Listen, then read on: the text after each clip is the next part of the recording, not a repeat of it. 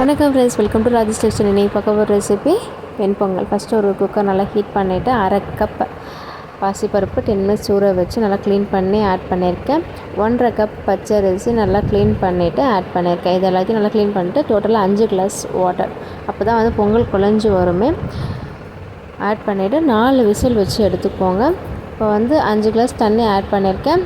தேவையான அளவு உப்பு, நெய் மேலே விட்டுட்டு நல்லா தூவி விட்டுட்டு பெருங்காயத்தூள் ஆட் பண்ணிவிட்டு குக்கர் 4 விசில் வச்சு எடுத்திங்கன்னா பொங்கல் வந்து. இப்போ தாளிக்கிறதுக்கு தாளிப்பு கடாயில் 2 டேபிள் ஸ்பூன் நெய், மிளகு, சீரகம், தேவைக்கேற்ப முந்திரி இதெல்லாம் போட்டு பொரிஞ்சு வந்ததும் இப்போ நம்ம வந்து பொங்கல் ரெடி பண்ணி வச்சுருக்கோம்ல, அதில் ஊற்றி எடுத்திங்க அப்படின்னா சுவையான பொங்கல் ரெடி.